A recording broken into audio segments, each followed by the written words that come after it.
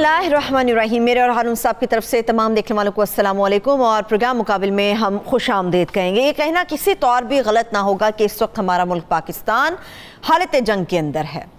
महंगाई है कि बढ़ती चली जा रही है, कोरोना है जिसकी वजह से बहुत सारे मसाइल हैं, लोगों की ज़िंदगियाँ मुश्किल में हैं और इनकी ज़िंदगियों की वजह से दीगर लोगों की ज़िंदगियाँ मुश्किल में हैं।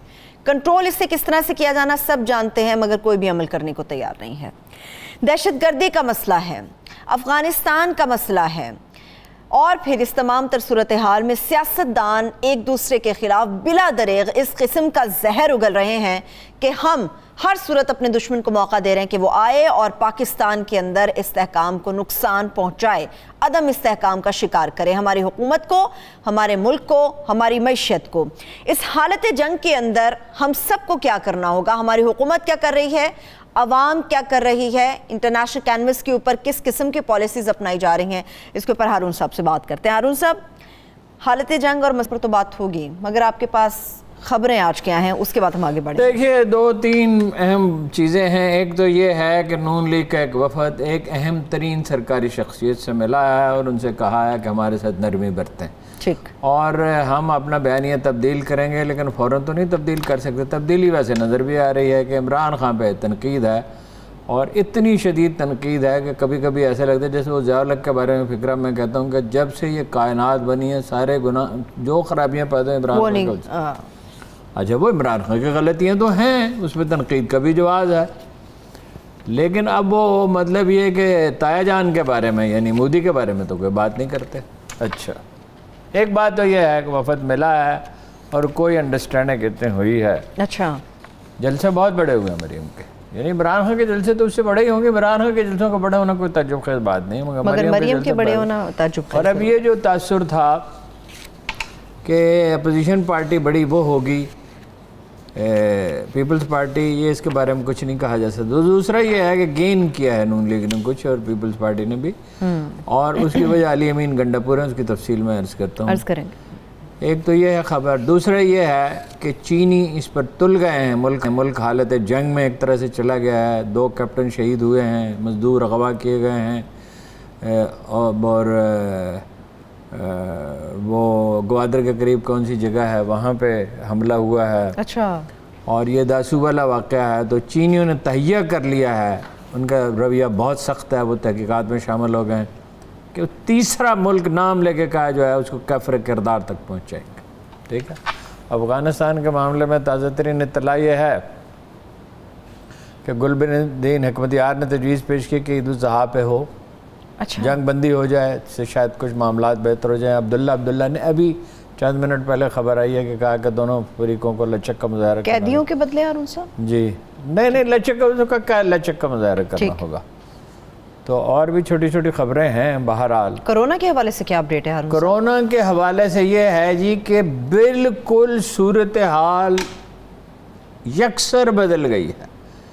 ये कोरोना जो था वो है ही नहीं अब, यानी उस कोरोना को ज़्यादा कह सकते हैं 15% है जो पाकिस्तान में था। अच्छा, बाकी जो है 16% कह सकते हैं, 4-5% है अफ्रीकी और 80% डेल्टा इंडियन, जो 70% ज़्यादा फैलता है और जिसमें जान का ख़तरा ज़्यादा होता है। यानी उसमें WHO वाले कहते हैं कि 1 से वो 2.5 मरीज़ों को लगता था, ये तेज़ी से भी लगता है और 1 से 4 को लगता है, और इसमें बहुत अज़ियत से गुजरना पड़ता है।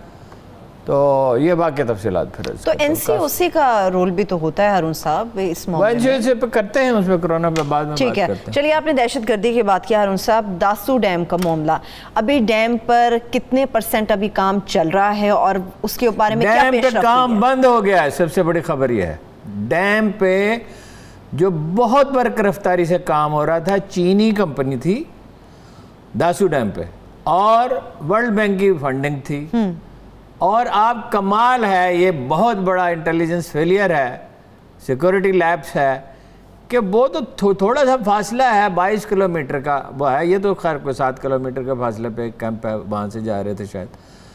तो एक कार कहाँ से चली और वहाँ पहुँची रावलपिंडी से, ये उसकी तरफ जा रहे थे डैम की तरफ जी, और वो बीच में दाखिल हो गई। दाखिल कैसे हो गई? रेंजर साथ होते हैं, ये तो मतलब है लापरवाही की हद है। یعنی یہ وہ فوج ہے اور یہ وہ انٹیلیجنس ایجنسیاں جنہوں نے دہشت گردی کے خلاف ایسی جنگ جیتی ہے جس کی مثال دی جاتی ہے ساری دنیا میں. تو یہ کیسے ہو گیا؟ تو انٹیلیجنس میں تو چینیوں نے تہیہ کر لیا, ان کی 15 رکنی ٹیم پہنچ گئی ہے, انہوں نے تو فوراً یہ نتیجہ اخذ کیا کہ دہشت گردی ہے. یہاں تو غلط فہمی ہوئی کہ نہیں جناب وہ یہ ایسا نہیں ہوا اور ایسا ہوا اور ایسا ہوا. اب کلیئرٹی ہے اس میں. اور آبویسلی یہ افغان ہے, انڈین ہے, ایک ہی ہے بات, تو وہی کر رہے ہیں ہر جگہ پہ. اگر کام اور اس کا جو ہے نتیجہ دیکھیے, جو میں پاکستان انڈیا کے پرسپیکٹو میں نہیں کہہ رہا, جنرل ایک اصول یہ ہے کہ جو ہر بار دشمن آپ کے خلاف استعمال کرتا ہے آپ بھی وہی کرتے ہیں. اس میں نرمی دکھائی جا رہی ہے کچھ, اور یہ جو نرمی ہے یہ خطرناک ہے اور کنفیوژن ہے اسٹیبلشمنٹ میں بھی اور حکومت میں بھی. مثلاً جیسے اشرف غنی کے یہ کہنے کے بعد کہ 10,000 جنگجو پاکستان نے داخل کر دیے ہیں, اور امراللہ صالح کے یہ الزامات کے بعد اشرف غنی کے ساتھ 1-on-1 میٹنگ کی کیا تک تھی, کیا جواز تھا؟ جواز میں آپ سے عرض کرتا ہوں, انٹرنیشنل پریشر ہے, امریکہ کا دباؤ ہے, اس گروپ کا کیا جواز اور وہ کیا کر لے گا؟ پاکستان, امریکہ, ازبکستان اور پاکستان کیا کرے گا؟ یہ گروپ کیا کرے گا؟ کچھ بھی. بھائی ایران اور چین کے بغیر آپ کیسے کر لیں گے؟ یعنی خود کہہ رہا ہے ظلم خلیل زاد کہ وہ صورت صرف طاقت کی حکومت قابل قبول نہیں ہوگی, وہ قابل قبول ہوگی جو پڑوسیوں کے لیے قابل قبول ہو, افغان عوام کے لیے قابل قبول ہو, پڑوسیوں کے لیے قابل قبول ہو, امداد دینے والے ملکوں کے لیے قابل قبول ہو. تو چین کہاں گیا؟ ایران کیا؟ ایران پڑوسی نہیں ہے, اور وہ ان کی پڑوسیوں سے مراد جو ہے جو لوگ ملک ہے اس میں انڈیا بھی شامل ہے.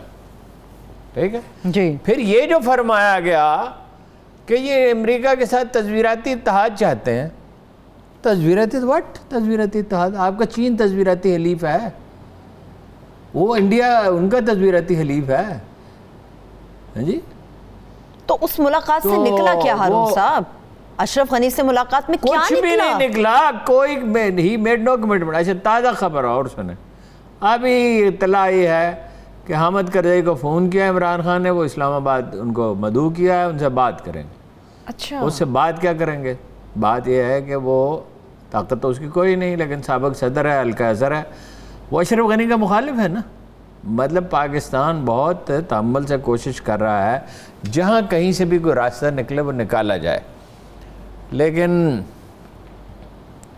کیا وہ شعر ہے یہ جو مغرب سے اتنی ہولناک مروبیت ہے, کوئی کلیئرٹی نہیں ہے, 2 کشتیوں میں سوار ہیں کہ ایسے مانوس سیاد سے ہو گئے, رہائی ملی بھی تو مر جائیں گے. ہاں جی, اپنا بنا کے چھوڑ دیا, کیا سیریا کیا رہائی, ادھر ہی دیکھتے ہیں مغرب کی طرف. اور کچھ لوگوں کے ذاتی مفادات بھی, امریکی لابی میں نے آپ سے کہا تھا بہت متحرک ہو جائے گی, ہوتی چلی جائے گی. اچھا اب جو کہا D G I S P R نے کہ یہ دہشت گرد گروپ متحد ہو سکتے ہیں, یہ کہا کہ جھوٹ کہا اس نے امراللہ صالح نے, اور پاکستانی فضائیہ نے کوئی کارروائی نہیں کی. تو ہم بالکل واضح, پہلے ہی واضح تھا. جناب والا اتنی نرم زبان کیوں استعمال کر رہے ہیں؟ اتحاد وہ کرا چکے 6 مہینے پہلے یہاں دہشت گرد گروپوں میں. اگر یہ اطلاع درست ہے, میرے پاس کنفرم کرنے کا تو کوئی ذریعہ نہیں, لیکن یہ ذمہ دار لوگ کہہ رہے ہیں کہ 3 ارب پاکستانی روپے نکلے کندھار کے ان کے قوصل خانے سے. تو یہ تو کوئی شبہ ہی نہیں ہے نا کہ وہی ٹرینڈ کر کے بھیج رہے تھے خود کش حملہ آوروں کو, اور مرسنریز جو ہیں وہ لگے ہوئے تھے. D G I S P R نے بھی تصدیق کیا ابھی پیسوں کے حوالے سے. اچھا, D G I S P R نے تصدیق کیا تو اسے مصدقہ ماننا چاہیے. پھر یہ ہے ایک بہت المناک پہلو ہے, ذرا سا موضوع سے ہٹ کے, موضوع سے تعلق ہے اس کا ویسے.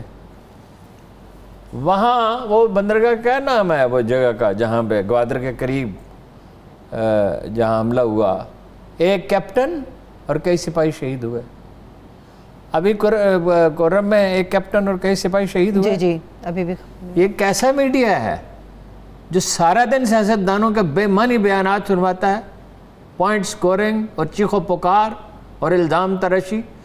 کوئی اس کیپٹن کی زندگی کے بارے میں نہیں, کچھ ان سپاہیوں کی زندگی کے بارے میں نہیں. جو وہ جانے دے رہے ہیں ہمارا کل کے لیے, اپنا آج قربان کر رہے ہیں, اور اس ڈٹرمنٹلی لڑ رہے ہیں ہر آپریشن. دیکھیں نا 16 ضلع کرم سے 16 مزدور انہوں نے اغوا کیے، 10 پہلے دن انہوں نے بازیاب کر لیے، ایک انہوں نے مار ڈالا، 5 کل بازیاب کر لیے۔ اچھا یہ جو جانے دے رہے ہیں، میں نے اپنی آنکھوں سے دیکھا ہے زخمی فوجیوں کو۔ میں ایک دن CMH راولپنڈی گیا، ایک لڑکا، اس کا قد کم از کم 6 فٹ جو 3-4 انچ ہوگا، اور بڑا کڑیل جوان، ایسا دیکھے آپ، دیکھ حالت صحت میں اس کو دیکھتے تو دیکھتے ہی رہ جاتے، کیا وجاہت کا ایک نمونہ ہے۔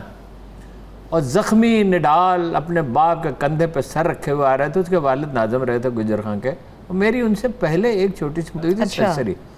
میں نے ان سے پوچھا، انہوں نے کہا وزیرستان سے آ رہا تھا، راستے میں گھات لگا کے حملہ کیا۔ یعنی وہ نڈال تو تھا، اس کے چہرے میں مایوسی کی کوئی رمق نہیں تھی۔ یہ جو 5,000 فوجیوں نے جانے دی ہیں، جو شہریوں نے جانے دی ہیں، وہ بھی کوئی ہر جان قیمتی ہے، لیکن جو آدمی آگے بڑھ کے جان دیتا ہے، شہادت وہ ہوتی ہے، وہ کہتے ہیں نا ہم نے شہادتیں پیش کی، ہم نے جانے دی۔ او بھائی آپ نے اقتدار کی جنگ لڑی ہے، اگر کوئی مرا ہے اقتدار کی جنگ میں مرا ہے، اور آپ کی والدہ کے بارے میں تو تحقیق کریں کہ کون ذمہ دار ہے۔ وہ تو تاثر یہی دیتے ہیں، عوام کے لیے قربانیاں ہم نے دی، تاثر یہی ہے۔ کیا تو قرآن مجید کلیئر، من یقتل فی سبیل اللہ، شہید کی تعریف یہ ہے جو اللہ کی راہ میں مارا گیا۔ یہ اقتدار کی جنگوں میں لوگ مارے جاتے ہیں نا۔ اچھا خیر، اس میں میڈیا کا بھی کمال ہے، ملک حالت جنگ میں ہے، اس کو اجاگر نہیں کیا جا رہا۔ یہی حال کرونا کے بارے میں خیر اس پہ بات کرتے ہیں۔ سیاست تو گئی، دیکھیے وہ یہ سمجھ رہے ہیں، سیاسی پارٹیاں یہ سمجھ رہی ہیں کہ اب فیبری مارچ میں تو نہیں، مگر اکتوبر نومبر میں عمران خان ضرور الیکشن لگا۔ اچھا، ایک ایسا بجٹ دے کے اس وقت تک کو معاشی حالت وہ سمجھتے ہیں کہ ٹھیک ہو جائے گی، ایسا وہ بجٹ دے گا یعنی عوام دوست ہو، لوگوں کو سہولت ہو۔ مہنگائی کا مسئلہ ہے، افغانستان کا مسئلہ ہے، عام آدمی کے لیے تو مہنگائی کا مسئلہ ہے، اور وہ تیاری انہوں نے اس کی شروع کر دی ہے اسٹیبلشمنٹ کے ساتھ۔ اس نے کہا نہیں، اپنا خواجہ آصف صاحب نے کہ وہ پیپل پارٹی کے نور عالم نے کہا کہ اس کا اپڈیٹ ہو گیا ہے۔ کیا اپڈیٹ ہو گیا؟ Soft where. انہوں نے کہا اپڈیٹ ہو گیا، سبھی کا ہو جائے گا۔ اب ساری امیدیں سب کی اسٹیبلشمنٹ سے وابستہ ہیں، یہ سمجھتے ہیں کہ بڑی تبدیلیوں سے پہلے بڑی تبدیلیاں جو بعض اداروں میں ہو سکتی ہیں، اس سے پہلے عمران خان الیکشن کرا دے گا، وہ بھی ہوپ فل ہے میں جیت جاؤں گا۔ صحیح، ٹھیک ہے، لیکن ہارون صاحب یہ جو ایک نئی لہر اٹھی ہے دہشت گردی کی، یہ بڑی خوفناک ہے۔ اس میں آپ کو کتنا لگتا ہے ہمارا دشمن، غالباً انڈیا کی بات کریں گے، انڈیا کتنا کامیاب ہو گیا ہے معیشت ہماری تباہ کرنے کے لیے؟ افغانستان ہے، ہماری معیشت کو تباہ کر رہے ہیں۔ اوہو، اس سے کم از کم 50 گنا بڑی لہر تھی۔ 3 سے 5 بڑے دھماکے ہوتے تھے، GHQ پہ حملہ ہوا، ISI کے دفاتر پہ ہوا، ہمارا $1 بلین کا ایک جہاز جو ہے وہ کراچی میں تباہ کر دیا گیا، اس پہ قابو پایا نا۔ الرٹ رہنے کی بات ہوتی ہے نا۔ ابھی ایسی پوزیشن میں ہم ہیں، ابھی کیا ہوا ہے؟ یہ وہی فوج ہے، وہی ملک ہے، وہی انٹیلیجنس ایجنسیاں ہیں، بات تو چوکس ہونے کی ہے نا۔ انڈیا تو آپ کو کبھی معاف نہیں کرے گا، اور وہ کوئی چھپاتے تھوڑی ہیں، وہ اعلان کرتے ہیں۔ اجیت دوول کیا کہتا ہے؟ 4 حصوں میں بانٹ دیں گے، ٹھیک ہے، کشمیر پہ انڈیا قبضہ کر لے، جو ان کا منصوبہ ہے۔ اور یہ تو کتنا عرصہ پہلے میں نے کہا تھا کہ گلگت بلتستان اور اس ایریے میں 700 آدمیوں کے انہوں نے ٹرینڈ کیے ہیں جو حملے کریں گے۔ اسی طرح بلوچستان سب سے بڑا ٹارگٹ ہے، کوئی آج کی بات نہیں ہے، اس کا پس منظر سمجھیں۔ عبدالغفار خان ولی خان کی مدد کیوں کرتے رہے پختونستان کے لیے؟ سندھو دیش کے لیے چند سو آدمی تھے نا، کوئی سندھی عوام کی حمایت تو حاصل نہیں تھی، سندھ سے تو جیتی تھی پیپلز پارٹی تھی نا۔ پیپلز پارٹی کو علیحدگی پسند پارٹی تو نہیں ہے نا، باقی جو بھی اس پہ اعتراض ہو۔ پونا سے بمبئی تک سندھی وہ لے گئے سینکڑوں آدمی کو، ان کو ٹریننگ دی گئی 80s میں، انہوں نے دادو کی پہاڑیوں میں MQM کے لوگوں کو ٹریننگ دیا، کی سرپرستی کرتے رہے۔ بلوچ علیحدگی پسند انہوں نے موٹیویٹ کیے، ان کو پیسے دیے، کم از کم $1 ملین ملتے تھے، مطلب کب انہوں نے۔ اور یہ کیا کہتے ہیں جی نہرو اور گاندھی کا یہ انڈیا نہیں ہے اور یہ ہے وہ، چلیے وہ ان سے بہتر تھے۔ نہرو نے بھی یہ کہا تھا کہ پاکستان ختم ہو جائے گا، اور ٹارگٹ کیا ہے؟ معاشی طور پہ پاکستان کو تباہ کرنا. داسو کے واقعے میں بھی اور وہ بلوچستان میں جو واقعہ ہوا ہے نہ بند ہو گیا نا کام ٹائم پہ جی. تو کمپنی یہاں کیوں آئیں گی, انویسٹمنٹ یہاں کیوں آئے گی؟ معاشی طور پر تباہ کرنا مقصود ہے. ٹھیک ہے. اور قوم کو جاگنا چاہیے, قوم کو اور میڈیا جاگنا چاہیے. یہ ہر وقت کی جو سیاست ہے, ان کے بیانات جن میں سے بعض اتنے چھچورے ہیں کہ محلے والا بھی کوئی ان کے بات نہ سنے, اور یہ ان کے عجیب و غریب بیانات. کیا کہا مریم نے؟ صوبہ نہیں بننے دیے گا, لوگ کٹ صوبہ بن رہا ہے, ایک ایک آدمی کٹ مرے گا. ایک پارٹی, ایک چھوٹا سا گروپ بھی صوبے کی کوئی بات نہیں کر رہا. میں اس پہ بریک سے واپس آ کے بات کرتی ہوں. ایک بریک لے لیتے ہیں, بریک سے واپس آ کے آزاد کشمیر کے حوالے سے خاص طور پہ بات کریں گے, مگر اس کے ساتھ ساتھ افغان سفیر کی بیٹی کا جو مبینہ اغوا ہوا ہے, یہ کتنا بڑا دھچکا ثابت ہو سکتا ہے, اس پہ کیا پیش رفت ہوئی ہے, اس کے اوپر بات کریں گے. ہمارے ساتھ رہیے.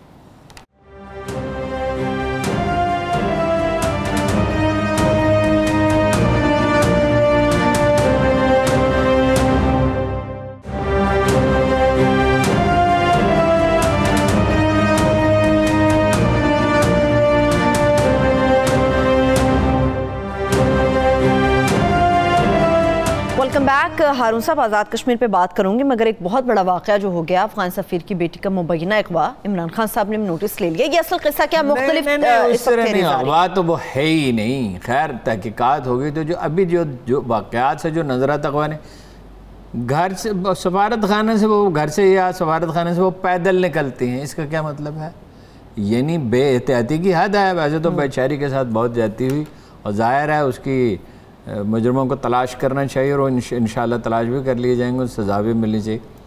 حالات یہ ہیں کہ یہ اس ملک میں ایک حالت جنگ ہے, ان کے اپنے مخالفین ہیں, یعنی جو حکومت ہے اس کے مخالفین یہاں موجود ہیں, انڈیا یہاں موجود ہے, دہشت گرد گروپ موجود ہیں, کوئی بھی فالس فلیگ آپریشن ہو سکتا ہے, یعنی کوئی ایسا آپریشن کیا جائے کہ نام دوسرے کا ہے, کرے کوئی اور.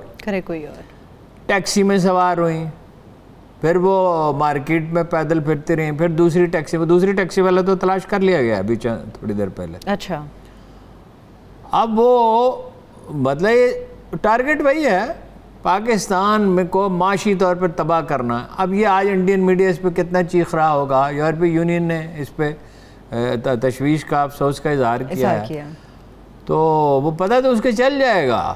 سلسلہ کیا علی خیل نام ہے ان کے والد کا, نجیب اللہ علی خیل. تو یہ سفارت خانے کی گاڑی میں حفاظتی تدبیر کے ساتھ اسے نکلنا چاہیے تھا.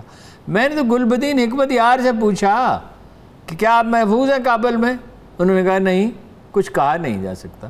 یعنی جس آدمی کی حفاظت کے لیے ہر وقت سینکڑوں لوگ رضاکارانہ طور پہ موجود ہو سکتے ہیں, وہ بھی ڈاؤٹیڈ ہے, تربیت یافتہ جنگجو جانے دینے کے لیے تیار.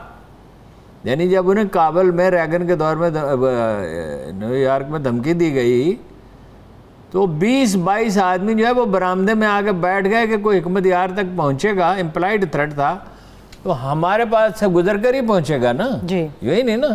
حالانکہ ان پاس اسلحہ تو نہیں تھا, ظاہر ہے, تو ملاقات کے لیے آئے تھے, تو وہ محفوظ نہیں ہے. تو یہ بات سمجھ میں نہیں آئی, غلطی اس نے کی, مطلب وہ بیچاری قصوروار تو نہیں ہے, مگر یہ ان حالات میں اس طرح گھومنا پھرنا. پاکستان میں تو غیر ملکوں کے ساتھ سلوک تو اچھا کیا جاتا ہے, مگر یہ نہیں کرنا چاہیے. اور خیر یہ کھل جائے گا معاملہ. ٹھیک ہے, لیکن ہارون صاحب پہلا سوال تو ان کے نکلنے پہ اٹھتا ہے کہ وہ پروٹوکول کے ساتھ یا پھر متعلقہ گاڑی میں کیوں نہیں حفاظتی تدابیر کے ساتھ. جی, وہ اس کا خیال سفارتی گاڑی میں حفاظتی تدابیر کے ساتھ. حالات اتنے خراب ہیں کہ کوئی آدمی باہر نہیں نکل رہا. تو بس 48 آورز کا وقت دیا, لیٹس سی کیا ہوتا ہے ہارون صاحب. یہ انشاءاللہ ہو جائے گا, انشاءاللہ یہ مسئلہ جلد حل ہو جائے گا اور بہترین طریقے سے حل ہو جائے گا. آزاد کشمیر پر بات کرتے ہیں ہارون صاحب, مگر آزاد کشمیر پہ جانے سے پہلے میں اپنے پروڈیوسر صاحب سے ریکویسٹ کروں گی کہ عمران خان صاحب اور انہوں نے جو سپیچ کی, مگر ہارون صاحب نے پیشین گوئی کی تھی, کیا کی تھی اور اس پہ عمران خان صاحب نے کیسے عمل کیا, وہ پہلے کلپ ہم دکھا دیتے ہیں آپ کو, واپس آ کے اس پہ بات کرتے ہیں.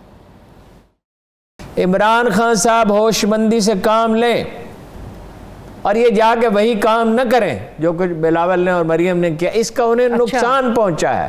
یہ میرا تاثر نہیں ہے, یہ میں نے ہر جگہ آزاد کشمیر میں لوگوں سے پہنچا, انہوں نے کہا کہ لوگ تو کر رہے ہیں اس پہ. یعنی مقبوضہ کشمیر میں ظلم انڈیا کر رہا ہے اور یہاں تنقید ہو رہی ہے عمران خان کے. ٹھیک ہے, दूरियां कितनी भी हों, मशवरा आपका मान लेते हैं हारून साहब? नहीं, वो मशवरा सिर्फ मेरा ही नहीं था, मेरा ख्याल, देखिए ताकत जो होती है ना, जो बात मानी जाती है वो बात होती है जिसमें दलील कार फरमा हो। वेटेज आदमी का नहीं होता, वेटेज दलील का होता है।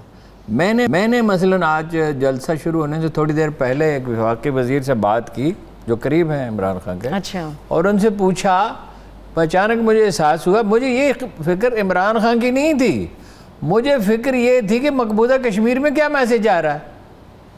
यानी वो कह रही हैं कि सूबा बनेगा, भाई कोई एक आदमी सूबे के हक में नहीं है।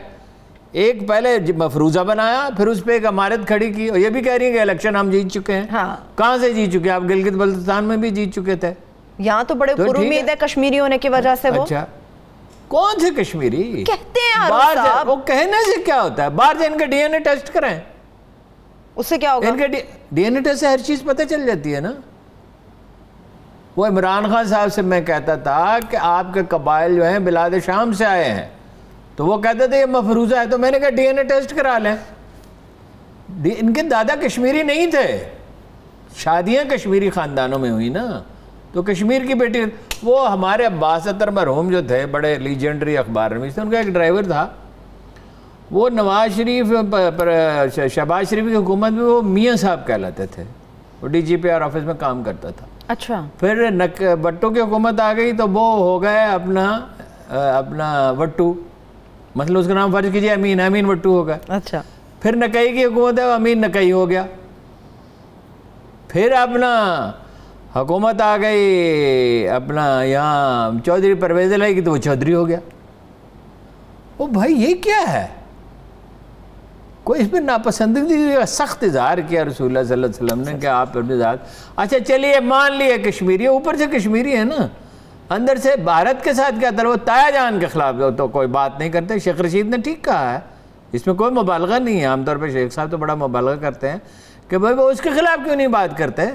और जो वहाँ मजालम हो रहे हैं, इमरान खान ने बहुत अच्छा किया, होशमंदी। एक तो खैर जो उसे कहना चाहिए था, उसने हेल्थ कार्ड की बात की, टेक्निकल एजुकेशन की बात की, जो कश्मीर में असल ज़रूरत है, उनके ऊपर बात, आसान गैर सूदी कर्जों की बात की, कामयाब पाकिस्तान प्रोग्राम के लिए। अच्छा, फिर उसने किसानों के लिए गैर सूदी कर्जों की बात की। किसान तो क्या, खैर वहाँ बागात लग सकते हैं, अंगूरों के, बहुत सेब के बागात लग सकते हैं, कश्मीरी काश्तकारी में दिलचस्पी लेते नहीं हैं।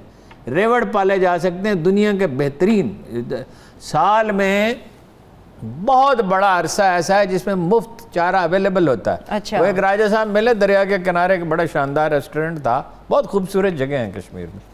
मैंने कहा राजा साहब ये ज़मीन किसकी है? पहाड़ियाँ सी थी, मट्टी की पहाड़ियाँ। उनका मेरी है। मैंने कहा इस पर अंगूर क्यों नहीं लगाते? उन्होंने मेरी बात का जवाब ही नहीं दिया। लाहौर में रहे, बड़ा शगुफ्ता आदमी, पढ़े लिखे, परवाह ही नहीं है, बस लंदन जाएंगे, फ्रांस जाएंगे, जापान जाएंगे, या कारोबार करेंगे, या सरकारी मुलाजमत करेंगे। ओ भाई करने के और भी बथेरे काम है। IT का जिक्र किया, ये मैं बार बार कहता रहा हूँ IT का। कश्मीरी जो है वहाँ टेक्निकल ट्रेनिंग के अगर अदारे बन जाएं और IT में वो 1 लाख 2 लाख आदमी पैदा कर सकते हैं, जितना ज़र मुबादला आप कमा रहे हैं ना इस वक्त, इसको दुगना कर सकते हैं सिर्फ कश्मीर से। अच्छी बात की उन्होंने, बस उसका जिक्र नहीं करते नवाज शरीफ का, उसकी भी कोई ज़रूरत नहीं थी। खैर उन्होंने कर दिया कि भाई वो रह तो सकता नहीं। आपको पता खान साहब कि भाई ऐसी अदाकारी तो बॉलीवुड में भी नहीं होती, वैसे हॉलीवुड में भी नहीं होती ऐसी। बॉलीवुड को तो छोड़ दें, जिस तरह वो उनके गिरे, वो क्या नवाज शरीफ साहब के क्या चीज़ गिर गई थी वो, हाँ जी, और वो बिल्कुल ऐसा लगता था पूरे मुल्क में कि भाई इस आदमी की जान खतरे में है। और अब वो साफ कह रही हैं मरियम साहिबा कि वो आ जाएंगे वापस नेक्स्ट फ्लाइट से। मैं लेकिन हारून साहब प्लेटलेट्स के ऊपर जो बात आ रही है वो उसमें डॉक्टर फैसल सुल्तान के ऊपर भी तो बात आ रही है ना। सभी पे आती है, सभी नीचे मैनेज किया गया था, वो टेक्निकल स्टाफ ने किया था। ठीक है, लेकिन हारून साहब मरियम साहबा ये जो बड़ी बड़ी बातें कर रही हैं, उनके जलसे बहुत बड़े हो रहे हैं, ये सब जलसे तो उनके कामयाब हुए। बस जलसों में सिर्फ वोट अगर सिर्फ जलसों से होते तो 2013 के इलेक्शन जीत जाते ना इमरान खान। इमरान खान के जलसे तो इतने बड़े थे जो भुट्टो से भी बड़े थे। मादरे मिल्लत मोहतरमा फातिमा जना, खैर आबादी कम थी, आबादी भी तो मादरे मिल्लत के ज़माने में और अब के ज़माने में 2.5 गुना बढ़ गई ना। تو وہ جلسے تو 2013 میں پھر کیا ہوا تھا؟ ٹکٹوں، ویسے انہوں نے ٹکٹوں کی تقسیم میں بہت غلطیاں کی ہیں پی ٹی آئی نے، اور مطلب یہ جو سب سے بڑا بلنڈر ہے وہ تو ہے علی امین گنڈاپور، اور وہ تو چلے گئے، جس کی حالت یہ ہے، نہیں کہاں چلے گئے بھائی ہیں وہ؟ اچھا، میں نے خود دیکھا عمران خان کے جلسے میں اسٹیج پہ انہیں بیٹھے ہوئے. اچھا وہ اپنا کہا کہ کلبھوشن جو ہے وہ تو جا چکا ہے، یہی پتہ نہیں تھا. گارڈ نے ان کے وہاں فائرنگ کی، نقد پیسے انہیں دیتے ہوئے دیکھا گیا. ٹھیک ہے، پھر الیکشن کمپین میں بھٹو کے خلاف وہاں بات کرنے کا کیا جواز تھا؟ ضرورت ہی کیا تھی؟ میں بتاتا ہوں اس کا نقصان کیا ہوگا. پیپلز پارٹی کا سویا ہوا ووٹر اور ورکر جاگ اٹھے گا جب آپ کسی کی تحقیر اور توہین کرتے ہیں. بھائی حکومت یہاں کی زرداری صاحب نے چودھری مجید کو انہوں نے بنایا، انہوں نے لوٹ مار کی، اس کی کریں بات اور ان سے پوچھیں کہ آپ مقبوضہ کشمیر کی بات کیوں نہیں کرتے. خان صاحب نے پوری بات کی کہ نہ صرف پاکستانی قوم ان کی عظمت کو سلام کرتی ہے اور ان کے لیے ہر کوئی دعا کے ہاتھ اٹھاتا ہے، بلکہ سارا عالم اسلام ان پہ فخر کرتا ہے. ہم ان پہ فخر کرتے ہیں جی، ان کی عظمت کے قائل ہیں اور وہ ناکام نہیں ہو سکتے. یہ باتیں مریم نے تو نہیں کی. اچھا یہی تقریر جو عمران خان نے کی ہے باقی لیڈر بھی کرتے، پھر وہ کہتے ہیں 500 روپے دیں گے. بالکل غیر قانونی بات ہے. اور ایک بھی ووٹ اگر زیادہ، ایک ووٹ سے بھی ہمارا امیدوار جیت گیا تو 1 کروڑ روپے خرچ کر دیں گے حلقے پہ. یہ ایک آدمی جو ہوش مند آدمی نہیں ہے، سوجھ بوجھ کر نہیں ہے، اس کو اب کیا الیکشن کمپینس ہو، اس سے نقصان ہوا. اب وہ صورتحال نہیں رہی، اب بہت سوئفٹلی نہیں جیتیں گے. اب بھی بڑی پارٹی ہوگی. سردار ابراہیم کے 2 پوتے، خالد ابراہیم کے 2 بیٹے، جموں کشمیر پیپلز پارٹی اس کا نام تھا، انہوں نے رکھا. وہ دونوں جیت سکتے ہیں، ایک جیت سکتا ہے، 2 بھی جیت سکتے ہیں، ایک بھی. اچھا 4-5 یہ اندازہ ہے، اس میں غلطی کا احتمال تو ہوتا ہے. مسلم کانفرنس جیت سکتی ہے. اچھا ٹھیک. یہ سارے اس کے لئے پنجاب میں پہلے اندازہ یہ تھا کہ 9 میں سے 8 سیٹیں جیت لے گی پی ٹی آئی. میرا خیال ہے 6 سے زیادہ نہیں جیت سکے گی. ٹھیک ہے. اچھا کراچی میں کہہ نہیں سکتا پختونخوا ہمیشہ جیت جائے.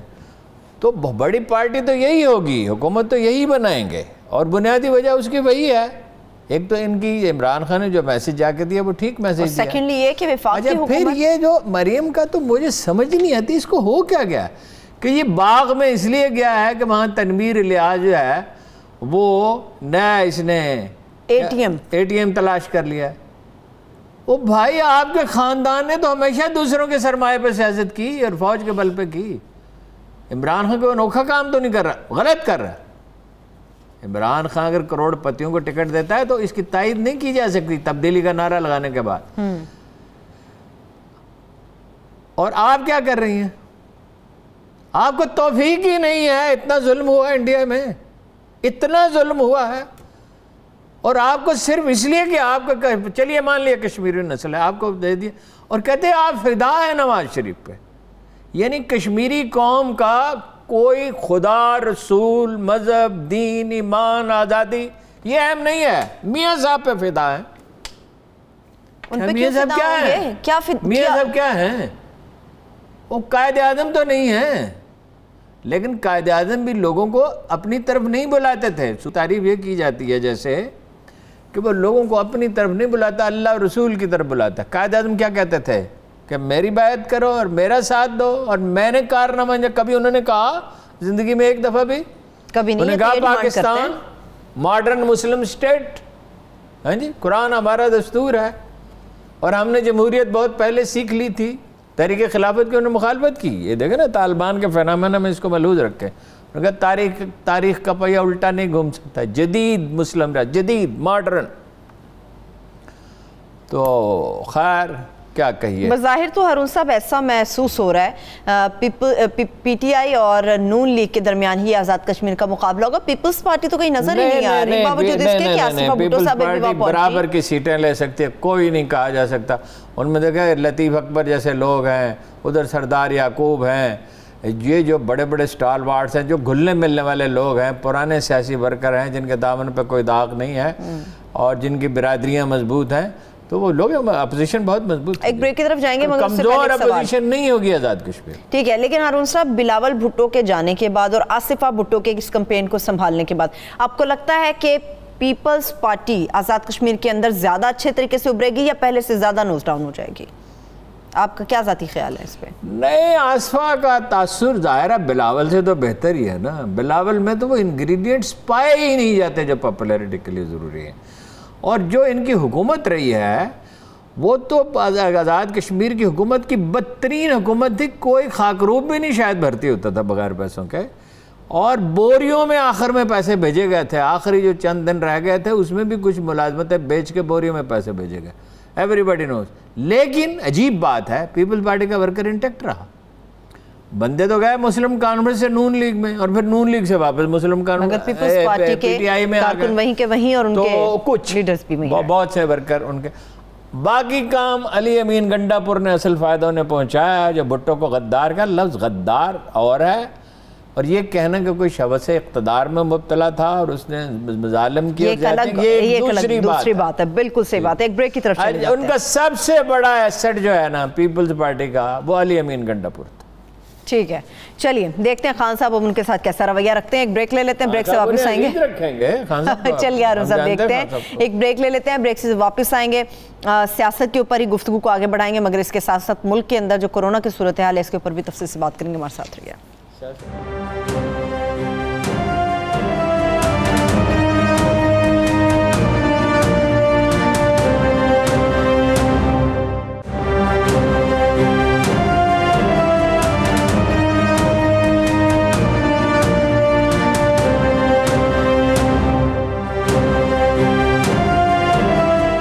Welcome back. سیاست کے اوپر کچھ بات کرنی ہے, مگر ہارون صاحب میں چاہ رہی ہوں کورونا کے اوپر کچھ بات کریں, اس کے بعد پھر سیاست کے اوپر جاتے جو وزراء سے سیکیورٹی واپس لے لی گئی. دیکھیے جی, میں نے بیسک آپ کو بتا دیا 93% کراچی میں ہے ڈیلٹا, لاہور میں 80% ہے, پشاور میں 73% ہے. یہ میں نے بات کیا ڈاکٹر سہیل اختر چغتائی صاحب سے, اچھا, اور وائرالوجی کے جو ٹاپ ایکسپرٹ ہیں ملک میں ڈاکٹر وحید الزمان ریٹائرڈ بریگیڈیئر. ہاں جی, اسی لیبارٹری نے, میں اس لیے ان سے رابطہ کیا کہ انہوں نے فیبری میں پہلا کرونا کا مریض جو دریافت کیا تھا. they were so careful کہ جیسے ہی چین میں یہ واقعہ ہوا تو انہوں نے بہترین قسم کی مشینری درآمد کر لی. ٹھیک ہے. دوسری بات یہ ہے, یہ زیادہ پھیلتا ہے, تیزی سے پھیلتا ہے, علاج وہی ہے جو روز اول سے ہم کہہ رہے ہیں, ویکسینیشن اور جناب ہر وقت بہترین ماسک پہننا. ایک بات کی انہوں نے تعریف کی کہ این سی او سی نے ایک زبردست نظام اسٹیبلش کیا. یعنی ملک کی کسی بھی کونے میں, کسی بھی لیبارٹری میں کوئی مریض آیا, اس کا ڈیٹا انہوں نے پابند کیا کہ ہمیں بھیجیں, ڈیٹا ہمیں ٹھیک رہا. ٹھیک ہے. پھر جتنے محدود وسائل تھے ان کے ساتھ یہ جنگ لڑی گئی.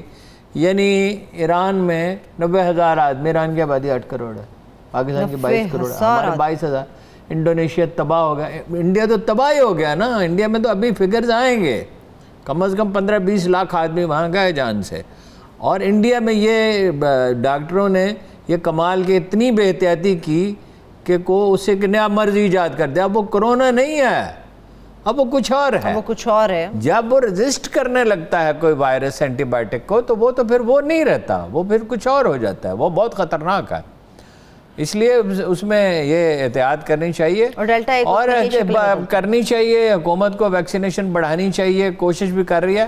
بہرحال جو کام حکومت نے ٹھیک کیا اس کی داد دی. ٹھیک ہے. کیبنٹ سے منظوری کے بعد جو سیکیورٹیز واپس لی گئی ہیں, سب ریزسٹنس کہیں پہ آئی ہے کہ جی نہیں, ریزسٹنس کیا ہو سکتی ہے؟ دیکھیں نا, وہ مسلسل ایک میسیج دے رہا ہے, ٹھیک دے رہا ہے کہ بھائی یہ پروٹوکول, اپنا اخراجات اس نے کام کیے نا 30 کروڑ کے, ایوان صدر نے نہیں کام کیے, ان کے تو 1 ارب ہیں. ہاں جی, گورنر. اچھا, جو پروٹوکول کے باقی جو لوگ ہیں نا وہ اپنا پابندی کر رہے ہیں, گورنر پنجاب نہیں کر رہے.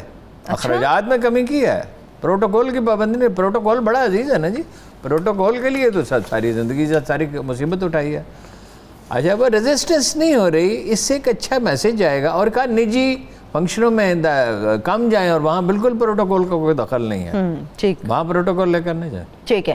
ہارون صاحب افغانستان پہ ابھی بات کرنا کچھ باقی ہے. دوحہ کے اندر جو مذاکرات ہو رہے ہیں ان کے اوپر ہم نے مذاکرات تو الگ ہے نا کہ عبداللہ نے کہا سب کو لچک دکھانی ہوگی. ایسا ہی ہے. اگرچہ یہ افغانوں کے مذاکرات اتنے ٹف ہوتے ہیں آپ اندازہ نہیں کر سکتے.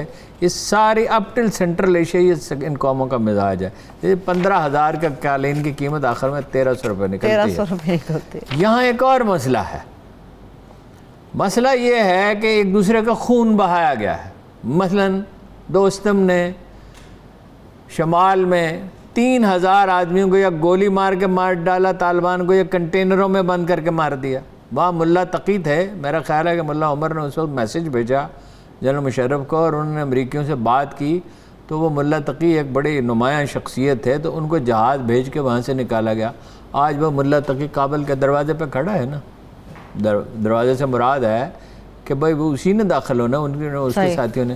وہ ان 3,000 آدمیوں کو کیسے بھول سکتے ہیں جو کنٹینروں میں بند کر کے مار ڈالے گئے تھے. اور یہی دوسرے مسائل بھی ہیں.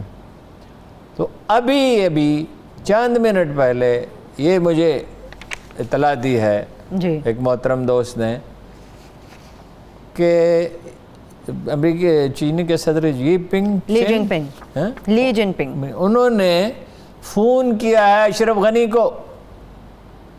تو بہت بڑی ڈیولپمنٹ ہے.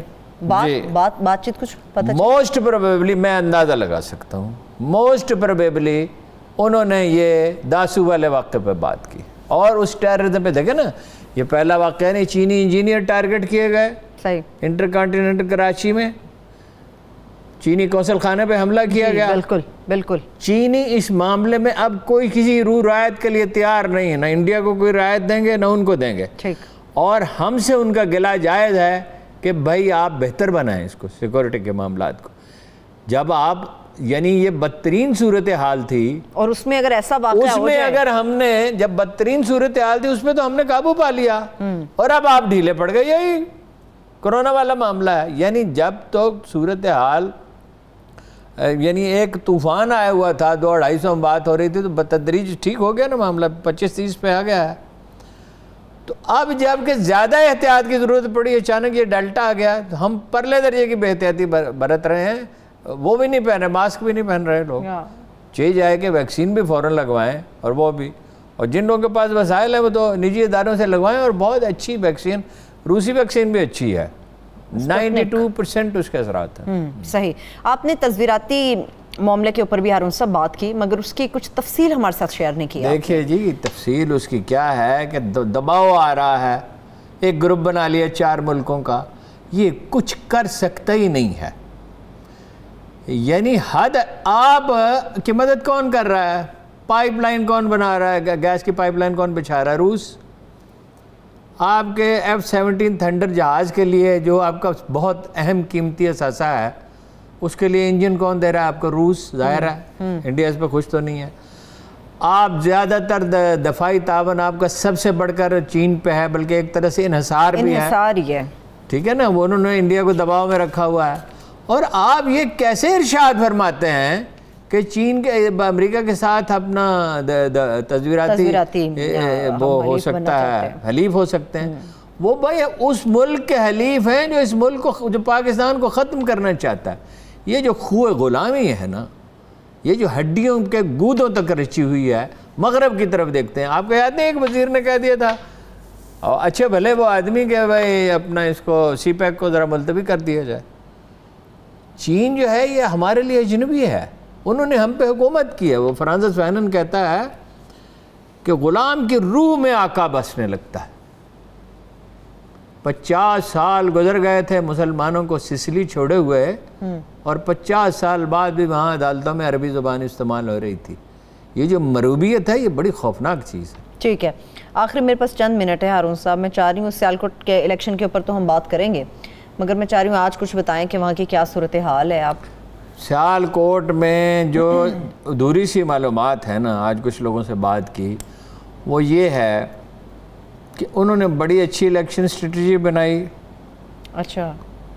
بریار فیملی نے، حالانکہ ان کے تو امیدوار کے کاغذات مسترد ہو گئے تھے، ان کے بھتیجے کو لڑنا پڑا. اور پانی کی طرح انہوں نے پیسہ اسٹریٹجی بھی اچھی بنائی. ہر یونین کونسل کی سطح پہ گروپ بنایا. یونین کونسلوں میں جو لوگ تھے چیئرمین بلدیہ کے یا ممبر یا کونسلر یا مؤثر لوگ, پھر انہوں نے چیمبر آف کامرس تاجروں کو ساتھ ملایا, بزنس مین کو ساتھ ملایا اور بہت سی سڑکیں خود بنانی شروع کر دی. اچھا. مثلا ایک سڑک بن رہی ہے تو وہ مشین پکڑ کے لے گیا, جو کھاڑنے والی مشین ہوتی ہے, کیا اس کو کہتے ہیں, تھانے میں. تو وہ صاحب وہاں پہنچے, انہوں نے کہا میں تو بہت سے فلاحی کام کیے ہیں, میں نے تو یہ کرونا کے معاملے میں یہ اکوپمنٹ منگوا کے دیا تھا, یہ کیا تھا, میں سڑکیں بنا رہا ہوں, آپ کو کیا تکلیف ہے؟ سیالکوٹ کی ساری سڑکیں ہم نے بنائی ہیں, ایئرپورٹ ہم نے بنایا. اچھا, گاڑیاں انہوں نے لے کے دی ہیں استعمال کے لیے. ٹھیک. اچھا, پھر یہ کہ انفلوئنشلز کے ساتھ بہت گہرا رابطہ ہے. اب انڈسٹریل ورکر بھی جتنا ہے, کوئی 35-40% تو سٹی ایریا, اس میں کچھ 10% تو ورکر ہوں گے. حیرت انگیز بات یہ ہے, یعنی وہ ویسے زیادہ وریو خاندان جو ہے وہ سیاست کا تجربہ زیادہ ہے, فہم زیادہ ہے, ہمیشہ جیتتے رہے ہیں, ان کے عوامی رابطے گہرے ہیں. اب کل میں کوشش کروں گا مزید تفصیل معلوم ہو, لیکن یہ کہ اب بہت سخت مقابلہ ہو گیا. اور بعض لوگ تو یہ کہہ رہے ہیں کہ جیتنے کا چانس پیدا ہو گیا پی ٹی آئی کا. پیسہ کیوں نہیں خرچ کیا نون لیگ نے, اور کیوں دلچسپی نہیں لیا؟ ابھی 24 کو جائیں گی مریم وہاں پہ. جی, لیکن ہارون صاحب ابھی زمینی حقائق کیا کہہ رہے ہیں؟ حتمی طور پہ تو ہم بھی کچھ نہیں کہہ سکتے, مگر زمینی حقائق مقابلہ بہت سخت ہو گیا نا. یعنی پہلے تو ان کا کوئی چانس جیتنے کا نہیں تھا, تو اب تو کہا یہ جا رہا ہے کہ ان کے جیتنے کا چانس زیادہ ہے پی ٹی آئی کے. ہاں, چلیے دیکھتے ہیں. میرے خیال میں اس کے اوپر ہم تفصیل سے ویسے تو جہاں مریم ہو وہاں گھر بیٹھے وہ اعلان فرما سکتی ہیں کہ ہم جیت گئے, اور اگر نہ جیتے تو مطلب یہ دھاندلی ہوئی ہے. لیکن یہ الیکشن کمیشن جو ہے وہ بالکل آزاد ہے. آزاد کشمیر میں الیکشن کمیشن نے کہا نا بھائی صاحب نکل جاؤ, یا کم از کم تقریر نہیں, عمل ہوا یا نہیں ہوا؟ آزاد کشمیر کا الیکشن کمیشن بھی طاقتور ہے اور پاکستان کا الیکشن کمیشن بھی طاقتور ہے. بعض اوقات تو ایسا لگتا ہے کہ وہ اپوزیشن سے زیادہ ہمدردی, لیکن بہت پاورفل ہے وہ. پھر ڈسکا میں تجربہ ہو چکا ہے ایک دفعہ پہلے, یہ نہیں ہوگا, دھاندلی واندلی نہیں ہوگی. چلیے انشاءاللہ تعالی اس کے اوپر سیالکوٹ الیکشن کے اوپر بھی تفصیل سے چھوٹی موٹی دھاندلی تو جتنی توفیق ہے پارٹیوں کو وہ کرنے سے بعد نہیں آئیں گی, وہ تمام کرتے ہیں, لیکن وہ اس طرح کی دھاندلی بڑے پیمانے کی. ٹھیک ہے, بہت شکریہ. تھینک یو سو مچ ہارون صاحب. میرے تمام دیکھنے والوں کو شکریہ. اپنا بہت سا خیال رکھیے. مجھے اجازت دیجیے. اللہ حافظ.